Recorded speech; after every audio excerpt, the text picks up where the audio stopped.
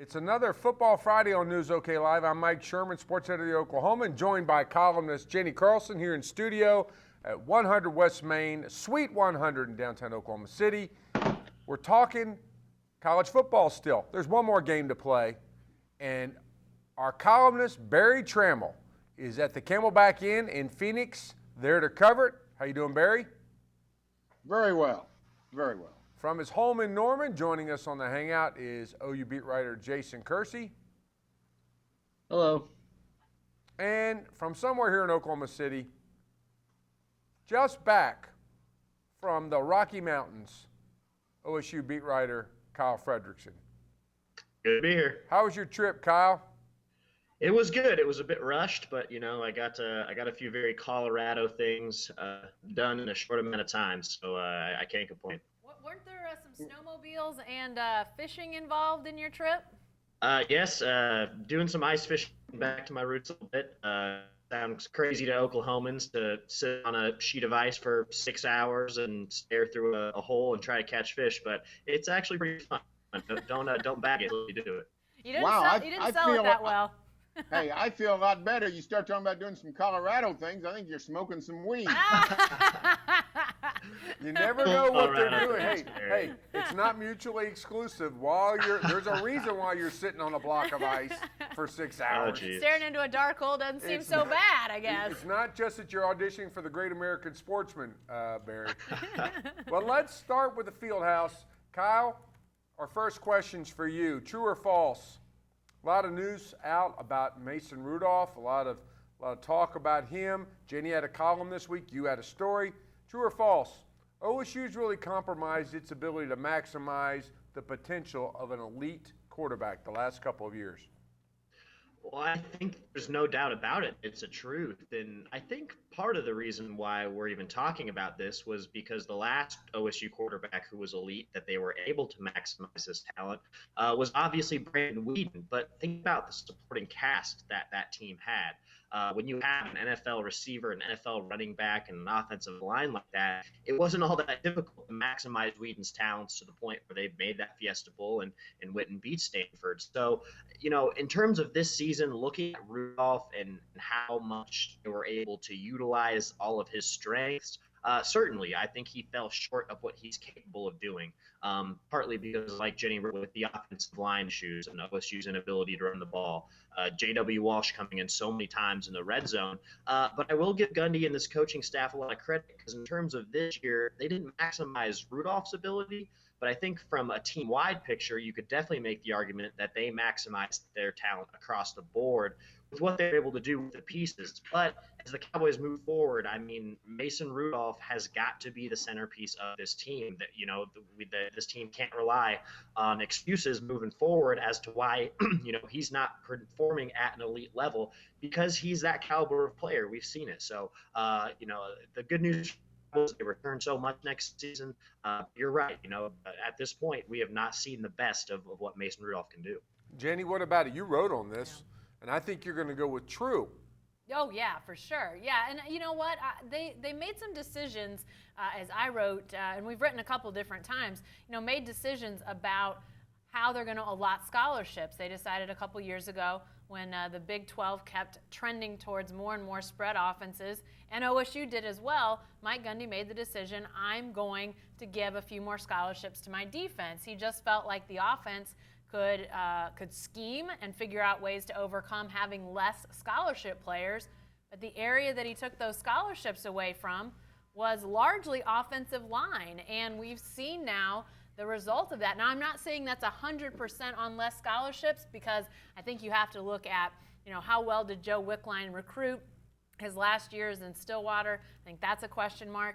They've obviously run through a lot of offensive line coaches, so you sort of got the issue of consistency and really trying to build a position that hasn't had consistent coaching there. So I think it's more than one thing when you talk about scholarships, but clearly an area that is thin on talent and skill. They got to give back some of those scholarships to that offensive line to try and go out and get some guys that can help maximize Mason Rudolph, the run game, right away. Barry, let me give you an extra credit potential for your answer. True or false, but then could you tell me What's a hidden reason for this? Is there a hidden reason for this? I like to think that Gundy's decision not to play Rudolph until he absolutely had to was part of the reason why they haven't maximized his potential. Well, now, first of all, I'm not so sure I'm going to buy off that they haven't maximized. They made the Sugar Bowl, for crying out loud. This isn't Ohio State we're talking about. I mean, Oklahoma State's been in one major bowl until last Friday. OSU had been in one major bowl since World War II. And then they make the Sugar Bowl. I mean, sure they could have won the Big 12. It'd been nice to win the Big 12, but let's not pretend this was some kind of disastrous season. And while, yeah, the offensive line is in shambles, if you're robbing Peter to pay Paul, Peter's going to be poorer. And the last we saw that OSU defense, and the time before that, and the time before that, and the time before that, the OSU defense was getting torched. So I wouldn't want to forget that OSU defense. The best help that Mason Rudolph could get is if that defense held teams under 45 points, then give them a chance to win a ball game. Well, I would argue on the maximize question that Mason Rudolph maximized the Cowboys. I mean, let's look at what he did, his body of work when he was healthy. I mean, we saw in him a quarterback that made the most out of really tough situations. I mean, how many times, Kyle, did you see them run right up the gut on first down and leave Mason Rudolph with, by the time they got to third down, it was 3rd and 9, 3rd and 12. I mean, he figured out a way to make the best out of really bad situations a ton this year. I just think he was such a big reason why they started out 10-0, especially when you see the way that run game struggled. I mean, my gosh, you have to give him a lot of credit for maximizing this Cowboy season. So, Barry, I'm putting you down for false. Is that right? Put me down for false. Also, I got something we want to bring up. I mean, 2/3 of the way through the season, I didn't say it, but some people of our august staff suggested that the most valuable player on this football team was Mason Rudolph's backup. So that was not me. So JW, I mean, let's not forget JW. So I love Mason Rudolph. I'm just saying, Oklahoma State, they got a lot of other things besides just protecting Mason Rudolph that have got to be also of a high import. Well, I agree with that, but here's the other thing that I'll say about the run game, Sherman, and I don't know where anybody else comes down on this, but I'm not so sure how good or bad OSU's running backs are. I'm not sure we have a really good sense of how good or bad Chris Carson is or Rennie Childs is. I mean, I know that people are excited about the possibility of Barry J. Sanders coming in and playing. That. Sorry, I don't want to jump the gun, but I'm just not sure we have a real good sense of how skilled or not skilled those other guys are, because I mean, I just don't know that the play structure, the play calling, and the blocking was good enough to really have a solid read on those guys. We'll bring in Jason Kersey, who, if he had a chance to vote for J.W. Walsh, we certainly know which way he would go. And Jason, we'll switch to OU on this. True or false, Kyler Murray is the next Baker Mayfield? Well, he can't be the next Baker Mayfield. I mean, Baker Mayfield was barely recruited and didn't have barely any scholarship offers. Kyler Murray was a 5-star guy who had offers from just about everybody. So in terms of the next Baker Mayfield, I mean, maybe in terms of style of play, there are some similarities there, maybe a little bit undersized, mobile, able to make plays outside the pocket. But I don't know that we're going to see another Baker Mayfield. How about it, Barry? Let's just talk about what he could bring to the Sooners, not how he got here. Could he? Is he the next Baker Mayfield? Well, I don't know. I'm going to have to see him play first. I didn't think Baker Mayfield would be the next Baker Mayfield, so I'm no expert. But, the key with this is the Sooners have other quarterbacks once Mayfield's gone. Austin Kendall's a highly recruited guy. Kyler Murray was, for a true freshman, was interesting at Texas A&M, but not particularly spectacular. So I think it's a fascinating plot to the Oklahoma quarterback soap opera, but I would think that I'd want to hold my horses. Catching lightning out of a bottle, which basically Kyler Murray is like Baker Mayfield, and that he sort of just fell out of the sky on top of Bob Stoops' head. To catch lightning like that twice in a 2-3 year span, would probably be testing the football gods. The football gods could also be tested, Jenny, by something which you wrote after the bowl game or off the bowl game. The uh-oh of Baker Mayfield is the way he plays. Yeah. And now, in 2 of his last 3 games, if we're keeping score at home, he's left the game due to a possible concussion. Kyler Murray's another one of those runaround guys, extend plays, extend them too long.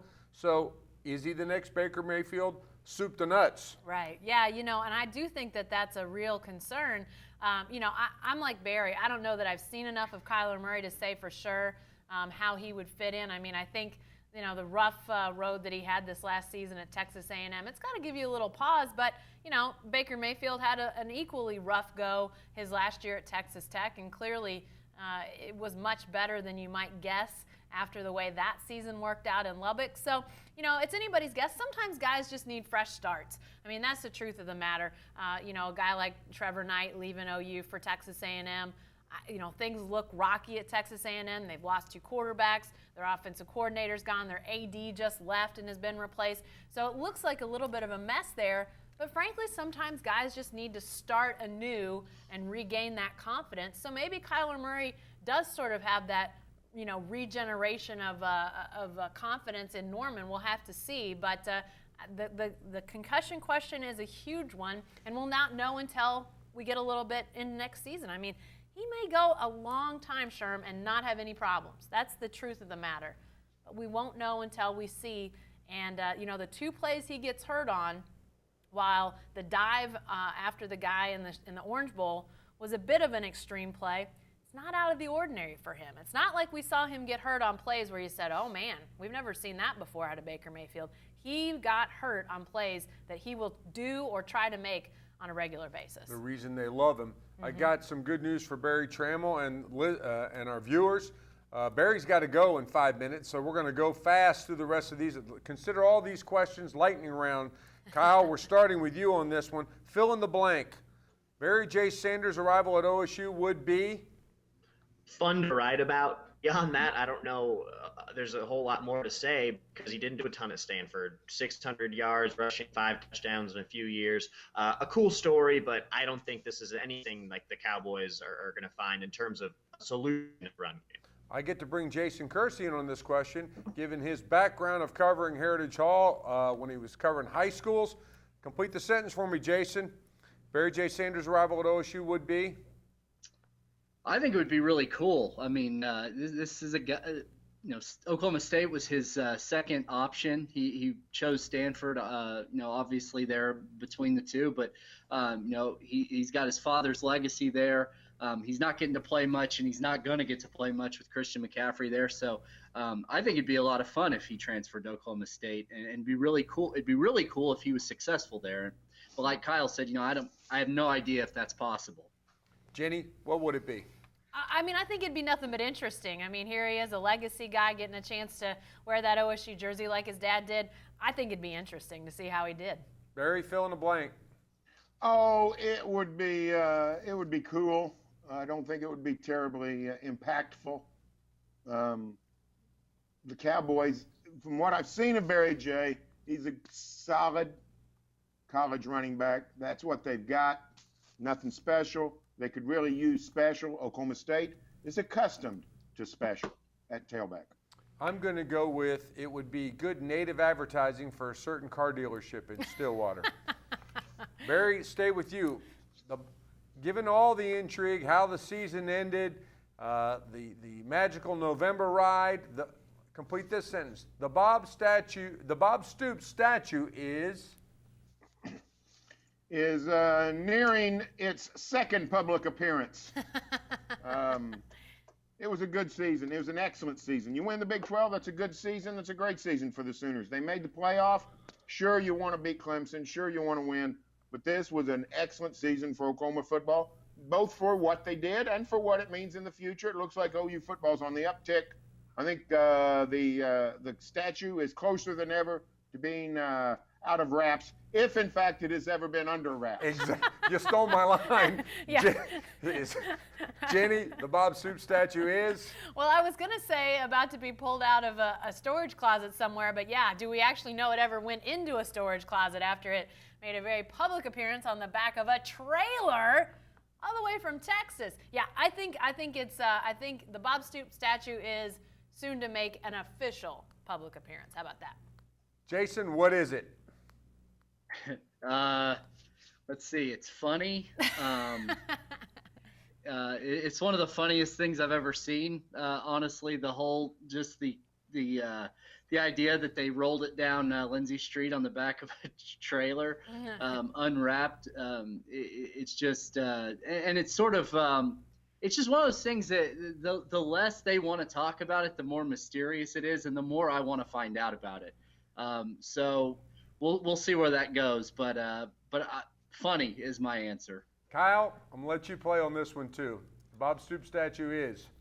It's going up before a Barry Sanders statue was going up at OSU, I think. I think that's also kind of crazy. This is kind of a conversation we've had, but the fact that they haven't immortalized one of the greatest running backs in college football history, let alone school history, with a statue is kind of strange, I think. So maybe Barry's going to be next down the line. Maybe someone will be pulling him down the strip and still and is the ape flapping in the wind or whatever. So this is bucking to be the Barry J. Sanders and Barry Sanders episode of Football Friday. Guys, let's go to our last questions. Pick 'em. Guys, let's go to Alabama Clemson. Who you got, Jenny? I'm picking Clemson. I think it's going to be a heck of a game. Now, I think I came away from that Orange Bowl against Oklahoma believing that Clemson was better defensively running the ball than I thought they were, and Watson was not as good throwing the ball. But I still think their pass-run combo is going to give Alabama a tough time. Sort of a la Ole Miss. I don't think it's not going to be maybe that much of a spread between Alabama and Clemson as it was between Alabama and Ole Miss, but I like Clemson in this game. Good comparison. Jason, who you got? I took Clemson in this game. Alabama struggled against dynamic quarterbacks like Deshaun Watson in the past, and I think that's probably going to happen again. I like the Tigers in this one. That's unfortunate that I just found out about that when I read it in the paper and when you reminded me, because we're tied in the pick standings. No, we're not. I'm in second place. We're not tied. We're tied. Ask Barry. There's a Barry tiebreaker if I pick, but we both pick Clemson. Now you're going to win. Oh, no. That stinks. I would have picked Alabama, obviously. Kyle, who you got? I got Alabama. Obviously it's easy to go with Clemson being what they did to OU, tuned in that we all were to that game. But my goodness, the way that they beat Michigan State and Nick Saban and this defense, I don't think there's an offense in the country that can really put up a whole ton of numbers on these guys at this point here with how well they're playing. So I got Alabama. Barry, the Steel Curtain has relocated to Tuscaloosa, Alabama, I guess. Who are you picking? Did we lose Barry? No, Barry. Uh-oh. He took off to his press conference. I knew it was going to happen. But he picked Clemson as well, didn't he? He picked Clemson. Yeah. It's in print. Okay, last question for the remainders of us. Folks, I sent you the picks grids. I took a picture of them and sent them to everybody today. We're looking back at our best and worst predictions of the college football preseason. We published them in our, I can't remember, was it Back to the Future or Star Wars? It was our Star Wars. It was Star Wars. Yeah. We would like to go Back to the Future to change some of these picks. Jenny, your best prediction and your worst prediction. Well, my worst is easily the teams I had in the Final Four. I mean, we talked about picks pretty early on in the season, and already at that point, I think I'd lost two. Oregon and Auburn were already gone at that point. My other two were Ohio State and TCU. I totally failed on those. But you know what? I don't think any of us had a real good feel for where this Final Four was going to land. If any of us had one, I'll be surprised. Let me look. Oh, Barry had Alabama. I had Clemson. You did have Clemson. Way to go, Jason. Hey. But past that, hey, Ryan but Sharp. But I also had Auburn, so. Yeah. Ryan Sharp, our assistant sports editor, said the program on the decline was Clemson. I didn't have anything quite that bad, but I don't know. My best one, I think a lot of us said Mason Rudolph was the best OSU player in our OSU picks, and that came to be. And James Washington overlooked also. You've slandered Ryan Sharp. I that did? That was John Helsley. Oh, who, sorry. no. John Helsley had a team on the rise. Ryan Aber had Clemson as a team on the decline. Oops. Jason, your best and worst picks. Well, let's see. I said that Frank Beamer was on the decline, and that kind of came true. I mean, he's not the coach. He's Ding. retired. I said Texas was a trap game for OU. Ding. That's a pretty good one. That's a good one. Said Joe Mixon would be the best newcomer. I think it was a pick one correct. situation. I think that was Baker Mayfield or nobody there, Yeah. friend. Baker Mayfield was on the team last year. Joe Mixon was around last year too, my friend. Oh, she's got you on that one. Wasn't on the roster. What was your Wasn't on the worst? roster. This is the time to fess up. What was your worst pick? Coach on the rise, Charlie Strong. Oops. Ouch. Kyle, best and worst. Worst pick, I picked Cardale Jones to win the Heisman. Did not even hold on to that starting spot for long. So credit to me for that one. But best pick, hey, I picked 10 wins for OSU and a berth in the Sugar Bowl, albeit against Auburn. So something to be said about that. But my best pick all year was predicting that Ben Grogan game winner That's at Texas. true. Barry chiding me for it, and then it came true. So I'll hold on to that one for a while. That's I a think. good one. I need to point out that Jenny picked Ole Miss, OSU, Sugar Bowl. Only person. Wow. Oh, Hey. that's the best pick of the whole lot. Thank you. That's pretty dang good. I'm going with my worst pick as being when I picked Samaje Perine, the most overlooked Sooner, and picked Joe Mixon as the best one. The only person Samaje Perine is overlooked by is me. And then I'm going to go with the best. I got to give it up to myself, as somebody on the radio says. I picked the upset of the year, Texas over Baylor. Hey. Not there bad. you go. Not bad. Hey, that's all for this edition of Football Friday, but you can stay with the best team anywhere, every day at News OK and every morning in the Oklahoman.